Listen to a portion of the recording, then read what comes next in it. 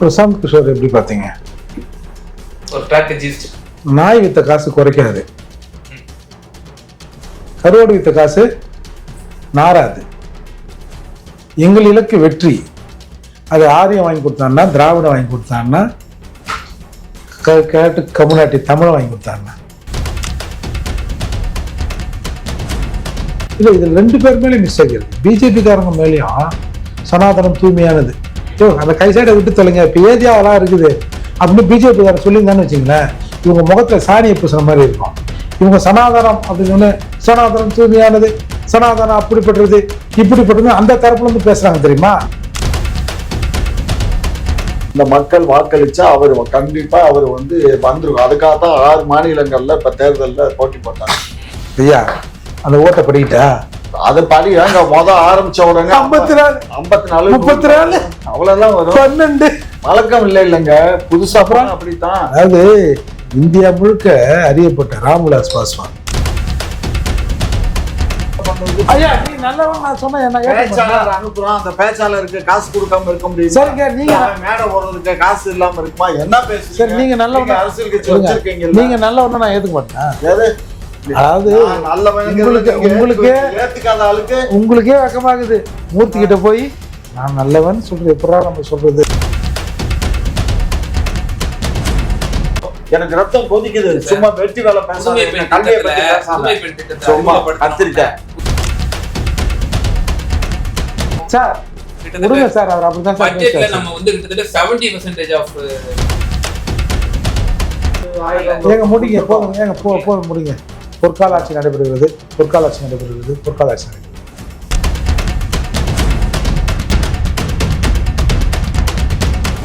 செய்திகள் நேயர்களுக்கு அன்பு வணக்கம். இன்றைய சிறப்பு விவாத நிகழ்ச்சியில நம்மோடு இணைந்திருக்கும் சிறப்பு விருந்தினர்கள் திமுகவை சேர்ந்த டாக்டர் ஜி காமாட்சி நாயுடு ஐயா அவர்கள் மற்றும் புரட்சி தமிழகம் மற்றும் பறையர் பிரிவினுடைய நிறுவன தலைவர் வழக்கறிஞர் திரு ஏர்போர்ட் மூர்த்தி அவர்கள். சார் வணக்கம். வணக்கம் திரு ஏர்போர்ட் மூர்த்தி சார். இப்போ சமீபமா ஒரு செய்திகள்லாம் வந்த வண்ணமா இருக்கு. நாடு முழுவதும் இப்போ ஸ்ட்ராட்டஜி அப்படின்னா இப்போ பிரசாந்த் கிஷோர், அதே போல சுனில், அவங்க பேர்லாம் நமக்கு நினைவு போறோம். இப்போ பிரசாந்த் கிஷோர் கட்சி ஆரம்பிச்சிட்டாரு. இப்போ ராபின் சர்மா என்ற ஒரு நபர் இப்போ வரக்கூடிய 26 சட்டமன்ற தேர்தலுக்கு அவர் அதாவது ஒர்க் பண்ண போற ஸ்ட்ராட்டஜி ஒர்க் அப்படின்னு சொல்லி சில செய்தி ஊடகங்கள்ல தகவல் வந்த வண்ணமா இருக்கு. குறிப்பா இவர் சந்திரபாபு நாயுடு இன்னும் ஒரு சில மாநிலங்களுக்கும் ஒர்க் பண்ணியிருக்காரு. எப்படி பாக்குறீங்க பேர் ராபின் சர்மா? பிரசாந்த் கிஷோர் எப்படி பாத்தீங்க? ஒரு ஸ்ட்ராட்டஜிஸ்ட். நாய் வித்த காசு குறைக்காது, கருவாடு வித்த காசு நாராது. எங்கள் இலக்கு வெற்றி. அது ஆரியம் வாங்கி கொடுத்தான்னா, திராவிடம் வாங்கி கொடுத்தான்னா, கேட்டு கம்யூனிட்டி தமிழை வாங்கி கொடுத்தான்னா. ஏன் நீங்க பேசுறதெல்லாம் ஆரிய எதிர்ப்பு. உங்களுக்கு ஆடிட்டு நாங்க, வக்கீலு நாங்க, உங்களுக்கு அட்வைசரு நாங்க, உங்களுக்கு ஜெயிக்க துப்பு இல்லை, உங்களை ஜெயிக்க வைக்கிறதுக்கு நாங்க. அப்புறம் நீங்க ஜெயிச்ச பிறகு எங்களே ஏத்து பேசுவீங்க. இவர் ரெட்டியாரு சர்மா, ராபின் சர்மா. இது யார் தெரியுமா சொன்னது? இந்த ஒய்ஜி மகேந்திரனோட பொண்ணு ஒண்ணு இருக்குல்ல, மதுவந்தியா ஏதோ அவங்க பேசுனது. அதால துப்பு கட்டவங்களுக்கு யாரு மூலியமா வெற்றி வந்தா என்ன சார்? அதால இவங்க எல்லாத்தையும் தேர்தல் பிரச்சாரங்கள் இல்ல. அதுக்கு கூட என்னை பத்தி சொல்வதற்கு, என் பெருமையை சொல்வதற்கு எங்கள்ல ஒரு கைசாடை இல்ல, எவனுக்கும் தகுதி இல்ல. நவீன காலம்.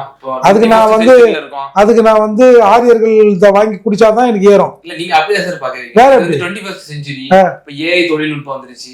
இப்போ நம்ம அப்கிரேட் ஆகிக்க வேண்டியது. அந்த அறிவு எங்களுக்கு இல்ல, எங்களை ஒருத்தனுக்கும் இல்ல. எங்களை ஜெயிக்க வைக்க பார்ப்பனர் இல்ல, பிராமணர் மூளை தான் தேவைப்படுகிறது. அப்போது பிராமணர் கோமியம் தான் தேவைப்படுகிறது. வாங்கி நாங்க தலையில் தெளித்துக் கொள்வது. பிராமணர்களுக்கு எதிரானவர்கள் இல்லையே திராவிடம். பார்ப்பனா பறையருக்கு எதிரானது. பார்ப்பனியம் என்றால் அந்த வர்ணாசிரம கொள்கை யாரு போதிக்கிறாங்களோ, யாரு கடைபிடிக்கிறாங்களோ அவங்களுக்கு தான் எதிரானவர்னு சொல்லுவாங்க. இப்ப நீங்க சனாதனம்னு ஒரே வார்த்தை சொல்லுங்க. சனாதனம் இல்ல, சந்தானம் சொல்லுவோமே. சந்தானம் இல்ல, சனாதனம். நல்ல இந்த வார்த்தையை பிடிச்சின்னு அலையிறீங்கய்யா. ஏன் நீங்க உங்களுக்கு பிடிக்க கிடைக்கலையா? நீங்க இருக்கிற இடம் அப்படி, நீங்க இருக்கிற அந்த இடம் அப்படி. அதுதான் இல்ல, இதுல 2 பேர் மேலேயும் மிஸ்டேக் இருக்கு. பிஜேபி காரங்க மேலேயும் சனாதனம் தூய்மையானது, அந்த கைசாட்டை விட்டு தொலைங்க, இப்ப ஏதியாவெல்லாம் இருக்குது அப்படின்னு பிஜேபி காரன் சொல்லியிருந்தான்னு வச்சுங்களேன், இவங்க முகத்துல சாணியை பூசுற மாதிரி இருக்கும். இவங்க சனாதனம் அப்படின்னு சனாதனம் தூய்மையானது, சனாதனம் அப்படிப்பட்டது இப்படிப்பட்டது அந்த தரப்புல இருந்து பேசுறாங்க தெரியுமா? அதுதான் இது லைவ்ல வச்சுங்கிறதுக்கு காரணமே. அவங்களுக்கு இவங்க தீனி போடுறாங்க. ஆமா, இல்லைன்னா இது 4 இப்ப நீங்க பாத்தீங்கன்னா நிக்க நேரம் இல்லை, அதாவது நாய்க்கு வேலை இல்லை, நிக்க நேரம் இல்லைன்னு வாங்க.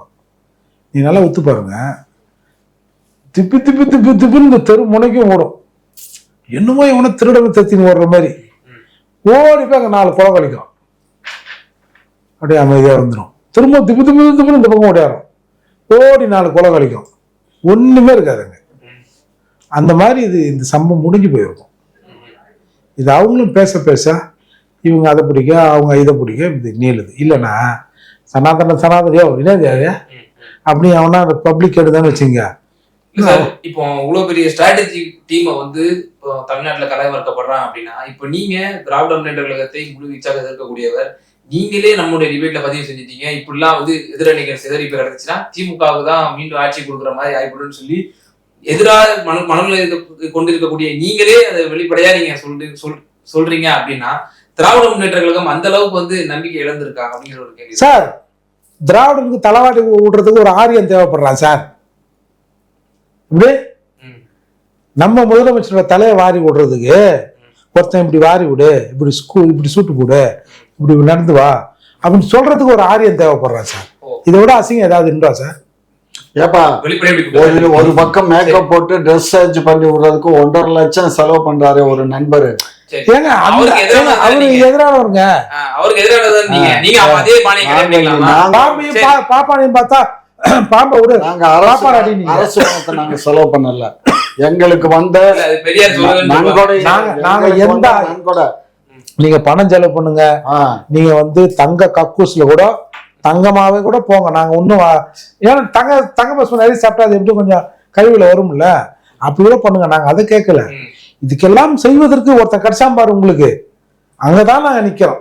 ஏங்க இப்போ நீங்களே இப்போ 1.5 வருஷத்துக்கு முன்னாடியே சொல்லிட்டு வரீங்க 200 தொகுதிகள் நாங்க கண்டிப்பா வெற்றி வருவோம். ஆமா, இப்ப நாங்க நாடாளுமன்ற தேர்தலில் 221 சீட்ஸ் அசம்பிளி படி நாங்க ஜெயிச்சிட்டோம், இது ரொம்ப ஈஸி, எதிரணிகள்லாம் நீங்க ஒண்ணு சேர்ந்தாலும் பரவாயில்ல, நீங்க ஒண்ணு சேராட்டியும் பரவாயில்ல, இது நாடும் நமதே, 200 தொகுதிகளும் நமதேன்னு சொல்லி இப்ப நீங்க ஆட்சியும் நமதேவா எப்படி நீங்க வந்து இப்போ அது முன்னெடுத்துட்டு கொண்டு போறீங்க. ஏன் இப்போ ஒரு ஸ்ட்ராட்டஜி டீம் தேவையா? நீங்க 2021 பிரசாந்த் கிஷோர் பாண்டே என்ற நபரை வந்து களமிறக்கப்பட்டு அவருக்கு சில தொகைகள் எல்லாம் கொடுக்கப்பட்டு அவர் ஒர்க் பண்ணாதான் நம்ம பார்த்தோம், வெளிப்படையா பார்த்தோம். இப்போ இப்போ இந்த ஆண்டு துவக்கத்துல இப்படியான ஒரு செய்தி வந்து வெளியேற்றிருக்கு. ஏன் அவசியம்? இந்த சர்மா ட்ரம்ப் முதல் முறையா ஜெயிக்கிறதுக்கு இவர் தான் யுஎஸ்லயே ஒர்க் பண்ணவர். அப்போ பேசாம நம்ம முதல்வரை வந்து பிரதமர் லெவலுக்கு கொண்டு போயிடலாமே, எதுக்கு தேவையில்லாம இது பண்ணிட்டு பிரதமருக்கெல்லாம் நாங்க பிரதமர் ஆகிறதுக்கு விரும்பல. பிரதமர் ஆகணும் அப்பயுமே ஆகியிருப்பாரு எங்க கலைஞர். எப்போ சும்மாரு ஜனதா ஆட்சியில சும்மா இருங்க.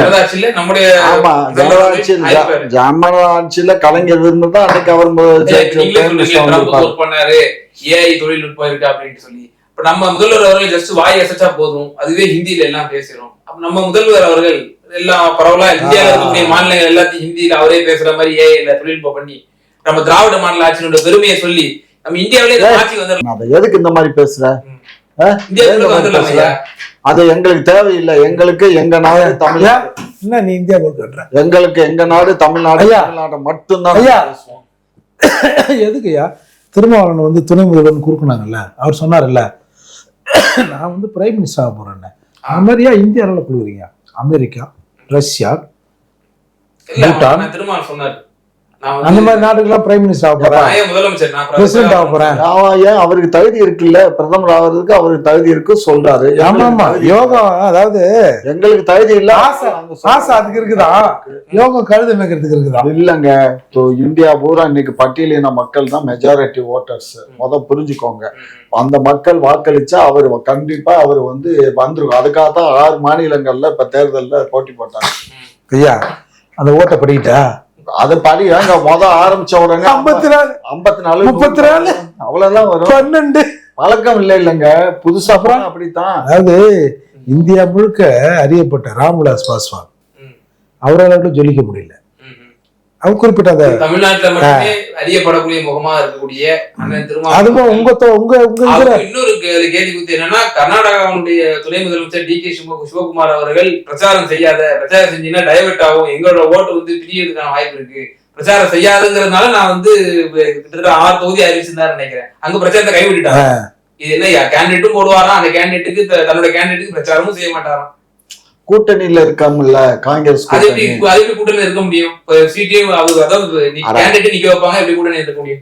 அவர் அகில இந்திய கட்சியா கன்வெர்ட் பண்ணாங்க. அதாவது புண்ணியத்துக்கு எதை கொடுத்தானா அதெல்லாம் இல்லைங்க. இவர் எதையாவது பேசுவாரு. ஏன்னா இவரு அந்த வீட்டுல இருந்து வந்த ஒரு பத்தி விட்டாங்க பொண்ணு வெள்ளையடிச்சு, இங்க உக்காந்துக்கிட்டு இப்ப நாட்டாம பண்றாரு. என்ன பண்றது? எங்க அண்ணனை கூட்டுமே உங்க ஆபீஸ்ல கட்டி வச்சிட்டீங்க. ஆமா, அது நாங்க போனா எங்களை பார்த்தே கொலைக்குது. ஆமா, இரும்பு சங்கிலியை போட்டு கட்டி வச்சிருக்கோம். என்ன பண்றது? அண்ணா கலைஞர் பார்த்த திராவிட முன்னேற்ற கழகம் அவ்வளவு பிரம்மாண்ட வெற்றிலாம் பெற்றிருக்கு திராவிட முன்னேற்ற கடந்த காலங்கள்ல.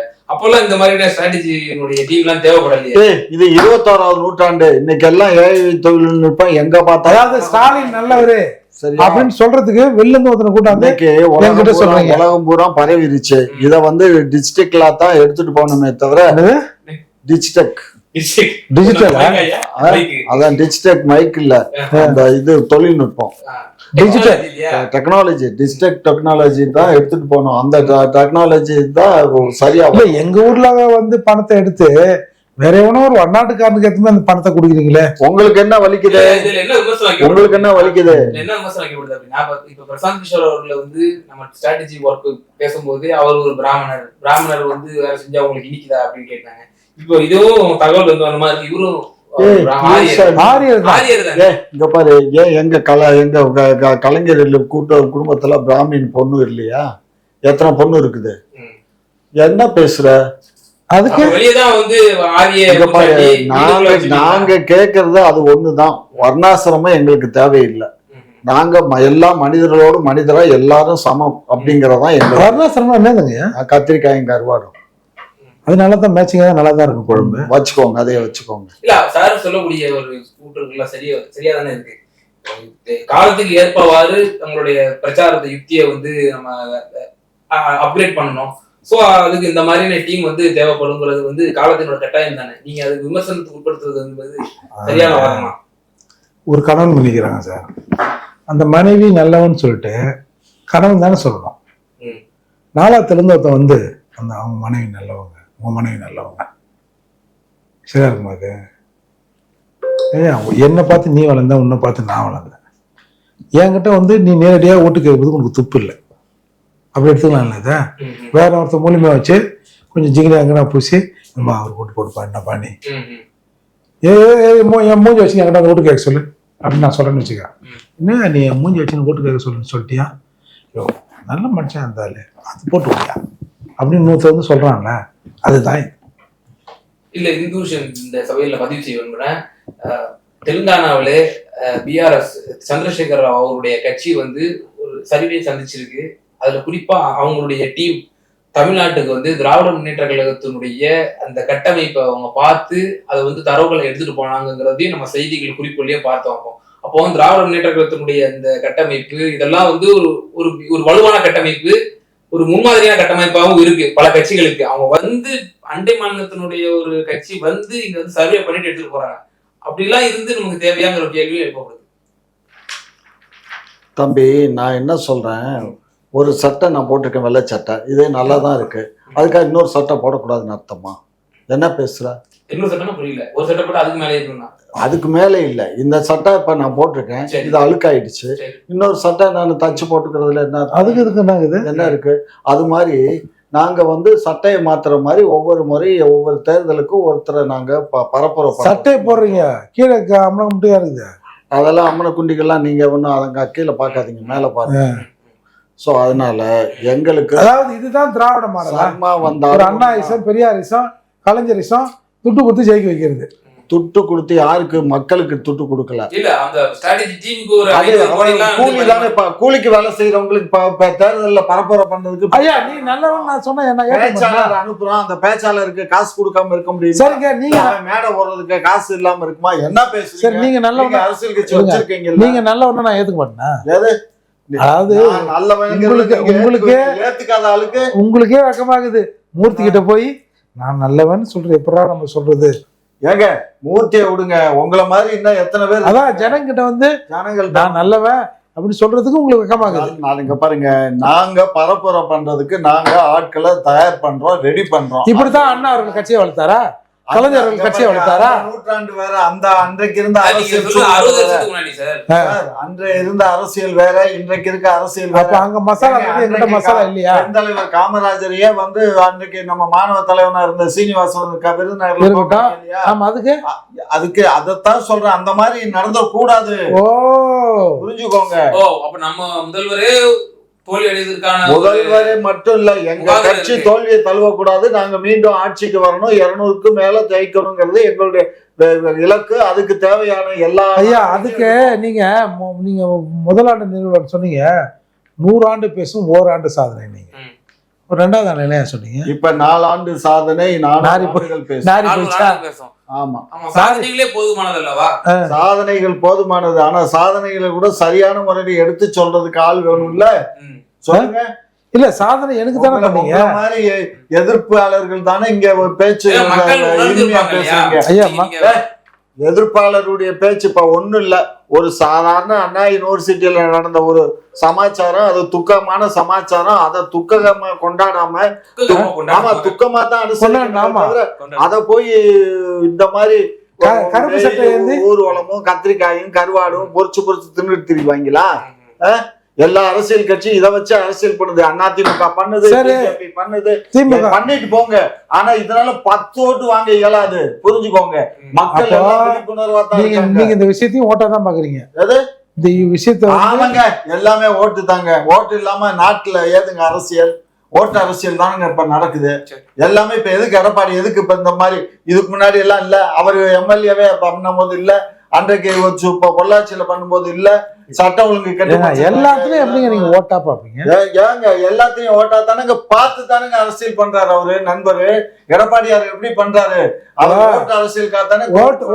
ஓட்டர் லிஸ்ட்ல பக்கத்து வீட்டுல இருக்கிறவங்க ஒருத்த செத்துட்டான்னு வச்சுங்க, அது ஒரு ஓட்டு குறைஞ்சது. நம்ம வீட்டுல அது நடந்தா நமக்கு அது சோகம் இல்ல, துக்கம் இல்ல. எப்படி எல்லாத்தையும் ஓட்டா பாத்துற முடியும்? இங்க பாருங்க, துக்கங்கிறது வேற, ஓட்டுங்கிறது வேற. துக்க வீடுங்கிறதுனால எத்தனை பேர் வீட்டுல இளவு விழுந்துச்சுன்னா ஓட்டு போடாம அந்த அங்கேயே உட்காந்துட்டு இருக்காங்க. இதா ஓட்டை போட்டுட்டு வரலையா? ஒரு தெருவுல வந்து இளவு சத்தம் கேட்கிற போது இன்னொரு வீட்டுல வந்து மங்கள சத்தம் கேட்கறீங்களா? அதுவும் கேட்கத்தான் செய்யும். அதெல்லாம் வந்து இது ரிவைஸ் வேர்ல்டு. இது புரிஞ்சுக்கோங்க. இன்றைக்கு பக்கத்து தெருவுக்கு ஏன் போறீங்க? பக்கத்து இப்ப அபார்ட்மெண்ட்ல பாத்தீங்கன்னா எய்த்த வீட்டுல ஒண்ணு நடக்கும், அதுக்கு எய்த்த வீட்டுல ஒண்ணு இருக்கு, இதுவும் கதவை சாத்திருப்பான், அதையும் கதவை சாத்திருப்பான். என்ன நடக்குதுன்னு யாருக்கும் தெரியாது. புரிஞ்சுக்கோங்க. என்ன சொல்ல வர்றாரு? என்ன சொல்ல வர்றாரு? எங்க வீட்டுக்கு எய்த்த வீட்லயே ஒரு பெரியவர் இறந்து 2 நாளா அங்கேயே இருந்திருக்கு.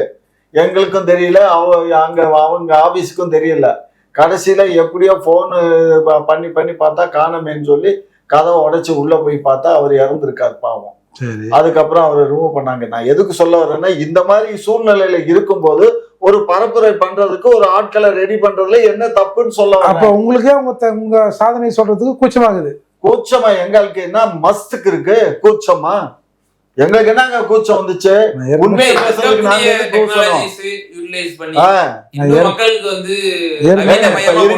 ஒவ்வொரு கட்சியும் மஸ்துக்கு என்னது? அதெல்லாம் தெரியாது. மஸ்துன்னு என்னது? அது மஸ்துன்னா ஊட்டச்சத்து, புஸ்டிஸ், பீம புஸ்டி மாதிரியா? அதாவது அப்பயும் நீங்க சுத்தி அங்கதான் வருவீங்க இல்ல? இங்க பாருங்க, நீங்க ஒரு விஷயம் நல்லா புரிஞ்சுக்கோங்க. எல்லாமே எல்லாம் நம்ம பண்ணிட முடியாது. இப்ப ஐடிவிங்க எல்லா கட்சியிலும் வச்சிருக்கீங்க ஐயா. இதுக்கு முன்னாடி அது இல்ல இல்லையா? ஐடிவிங்க எல்லாம் முன்னாடி இல்ல.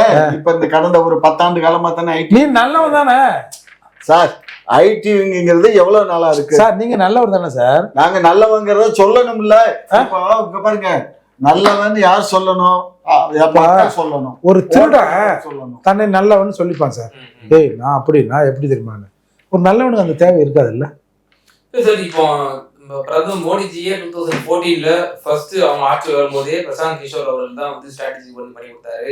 நாடு முழுக்க வந்து மோடி அவர்களை வந்து நோ சீட்டிங் நோ கரப்ஷனா இருக்கட்டும், அந்த மாதிரிலாம் பெருசா பிரச்சார வீரங்கியா கொண்டு போனது பிரசாந்த் கிஷோர் தானே.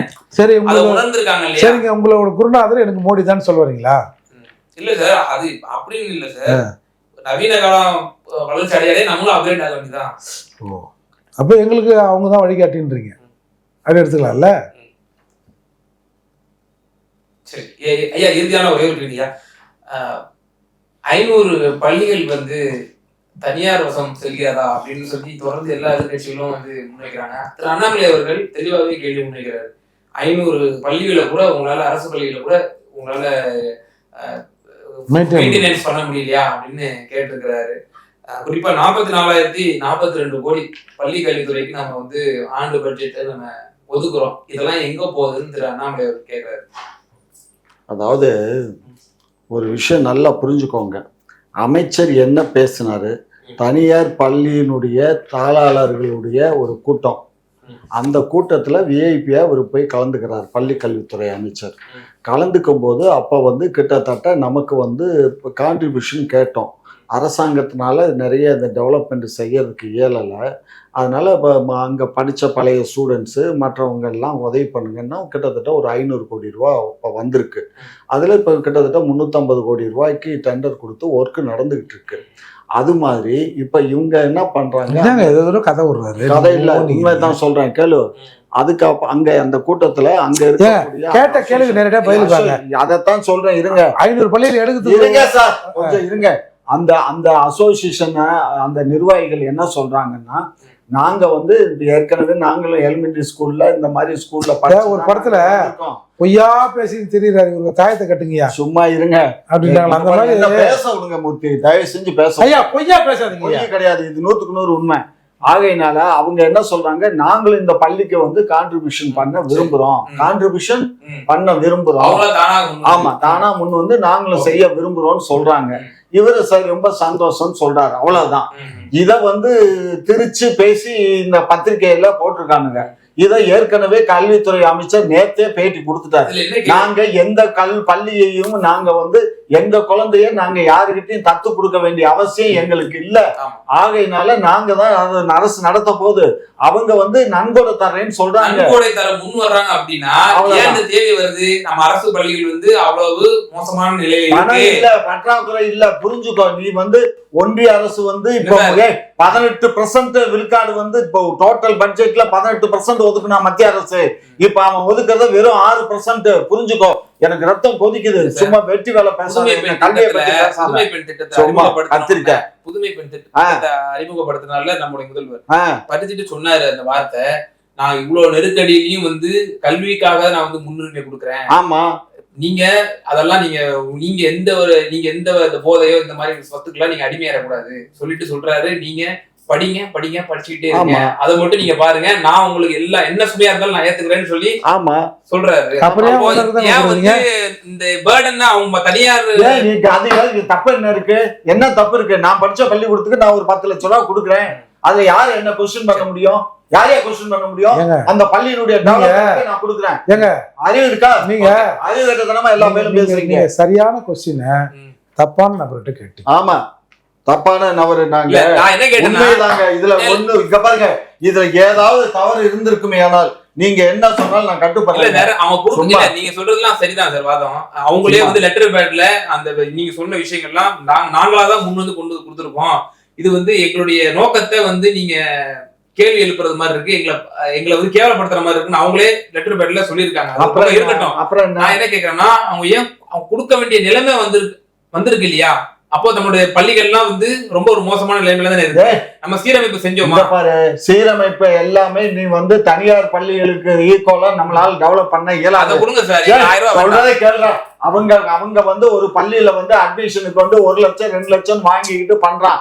நம்ம என்ன பண்றோம், வெறும் 150 ரூபாய் 250 ரூபாய் வாங்கிட்டு அட்மிஷன் ஃபீஸ் ஸ்கூல்ல அரசாங்கம் 7 ரூபாய் 6 ரூபாய் அதுதான் அரசாங்கம். அதனால நம்ம 41,000 இல்ல 50 லட்சம் ரூபாய் 50 கோடி ரூபாய் ஒதுக்குனா கூட நம்மளால இந்த ஒரு ஸ்கூல் 2 ஸ்கூல் இல்ல, நம்ம கிட்ட ஏறக்குறைய 9,000 பள்ளிகள் இருக்கு. இந்த 9,000 பள்ளிகளுக்கு ஒரு பள்ளிகளுக்கு குறைஞ்சபட்சம் 1 லட்சம்னா கூட எவ்வளவு காசு வேணும்? திங்க் பண்ணி பாருங்க. ஏன் பிராக்டிகலாவே பேச மாட்டீங்க? எல்லாம் அயோக்கியத்தனமா பேசுறீங்க. எல்லாம் அயோக்கியமா இருக்கீங்க. ஊழியர்களுக்கான சம்பளமும் சார் கிட்டத்தட்ட சார் அவர் அப்படிதான் சார் பட்ஜெட்ல நம்ம வந்து கிட்டத்தட்ட 70% ஆஃப் அமௌண்ட்டை வந்து இதுக்கு தான் நம்ம ஒதுக்குறோம். பள்ளி கல்வித்துறைக்கும் அரசு ஊழியர்களுக்கு சம்பளம் போடுறதுக்கு தான் நம்ம ஒதுக்குறோம். ஆமா, அதான் போகுது. வேற என்ன பண்றது? இப்ப கூட டி அண்ட் பி, இது ஏபிசிடி பொங்கல் போனஸ் வர கொடுக்குறோம். இதெல்லாம் வந்து மக்களுக்கு வந்து எங்களால் இயன்ற அளவுக்கு நாங்க நன்மை தான் செய்யறோம். திரு மூர்த்தி அவர்களை போன்ற நபர்கள்லாம் வந்து எதிர்கட்சியா இருங்க, வேண்டாம்னு சொல்லலாம். ஆனா எதிரி கட்சியா பேசாதீங்க. எதிரி கட்சியா வேண்டாம், எதிரியா இருங்க. தப்பு இல்ல. இல்ல, அந்த எங்க நோக்கத்தை வந்து கொச்சைப்படுத்த வேண்டாம் அப்படின்னு சொல்லி அந்த தமிழ்நாடு அந்த சங்கமே அவங்களே வந்து தனியார் பள்ளி சங்கம், தனியார் பள்ளிகளுடைய சங்கமே வந்து அந்த லெட்டர் பேர்ல அவங்க தெளிவா இந்த விவகாரம் வந்து எதிர்கட்சிகளால் விமர்சனம் செய்யப்பட்ட போது அவங்களே கொடுத்துட்டாங்க விளக்கம். இப்ப மீண்டும் வந்து எதிர்கட்சிகள் வந்து தாரை வார்க்க போறாங்க தனியார் பள்ளி அரசுக்கு அப்படிங்கிற ஒரு நோக்கம் திருப்பிவாதம் செய்யறதுங்கிறது சரியான அரசியலா?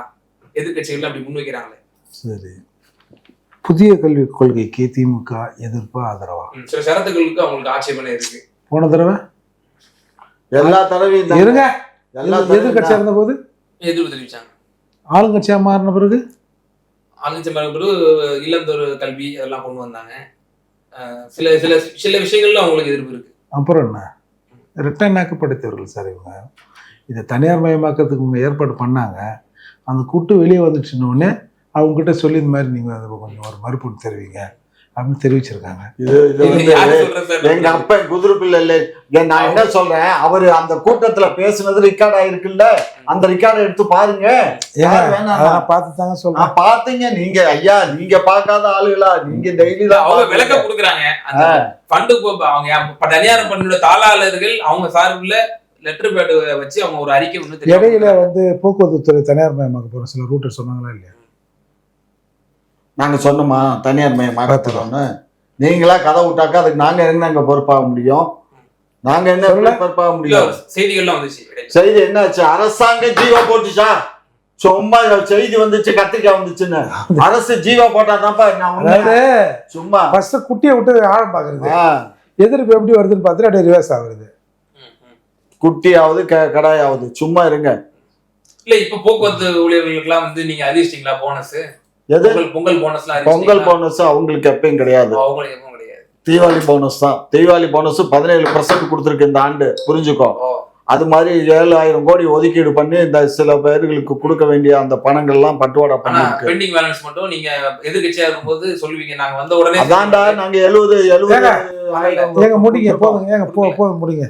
பொற்கால ஆட்சி நடைபெறுகிறது, பொற்கால ஆட்சி நடைபெறுகிறது, பொற்கால ஆட்சி நடைபெறுகிறது. சும்மா இந்த கதையெல்லாம் விடாதீங்க. உண்மை சொன்னாலும் நம்ப மாட்டாரு. என்ன சொன்ன என்ன சார், இந்த பள்ளி பொற்கால ஆட்சி நடைபெறுதுன்னு சொல்ல அதை நம்ப மாட்டீங்க. பொற்கால ஆட்சி நீங்க எப்படி சொல்லுவீங்க? இப்பதான் சொன்னேன். நீங்க சொல்றீங்கன்னா அதுக்கு இடக்குமுறை கூட சொல்றீங்க. இடக்குமுறை கூட உங்களால ஏத்துக்க. அதாவது நல்லவங்க சொன்னா கேட்டுக்கலாம். நீங்க தான் எங்களுக்கு எதிரி அதுல இருக்கீங்க. நானே சொல்றேன் பொற்கால ஆட்சி நடைபெறுகிறது. அப்படியா? அப்ப எழுதி கையெழுத்து போட்டு இந்த பள்ளி விவகாரத்துல நீங்க நிறைவான கருத்தை பதிவு செய்யுங்க. ஆனா அண்ணாமலை அவர்கள் தெளிவா கேட்கிறாரு, தனியார் நிறுவனங்களுடைய அந்த டொனேஷனை வச்சுதான் வந்து அரசு பள்ளிகளை வந்து நடத்தணுமா? அந்த அளவுக்கு வந்து இப்ப நீங்க இவ்வளவு பட்ஜெட்ல இவ்வளவு அலோகேட் பண்றீங்க அப்படின்னு சொல்லி அவர் தெளிவா கேட்கிறாரு. ஆனால் ஓபிஎஸ் போன்ற எதிர்கட்சியினர்லாம் எப்படி கேட்கறாங்கன்னா 500 பள்ளிகளை வந்து தாரை வார்க்க போறீங்க அப்படின்னு சொல்லி மடைமாற்றம் செய்யறதுங்கிறது இது வந்து மக்கள் மத்தியில ஒரு தவறான கருத்தை வந்து கொண்டு செல்லாதா? நான் சொல்றேன், கொஞ்ச நாளைக்கு முன்னாடி தமிழகத்தில் உள்ள பள்ளிகளில் ஒரு 10,000 பள்ளி கட்டிடங்கள் இடிந்து விட நிலையில் இருக்கு. அங்கே இருக்கிற HM AHMலாம் போய் ஊரில் கையேந்தி பணம் வாங்கிட்டு வந்து அந்த கட்டடத்தில் சீரமைப்பு பண்ணுங்க அப்படின்னு சொன்னது யார்? நாங்கள் தான் சொன்னோம். நாங்க தாங்க சொன்னோம். இதுல என்ன தப்பு என்ன இருக்கு? மக்கள்கிட்ட டொனேஷன் வாங்கி அதை அதுக்கு தேவை கொடுக்கறதுக்கு அரசாங்கம் இருக்குது. அரசாங்கம் எல்லாமே பார்க்க முடியுமாங்க? எல்லாமே அரசாங்கம் பார்க்க முடியுமா?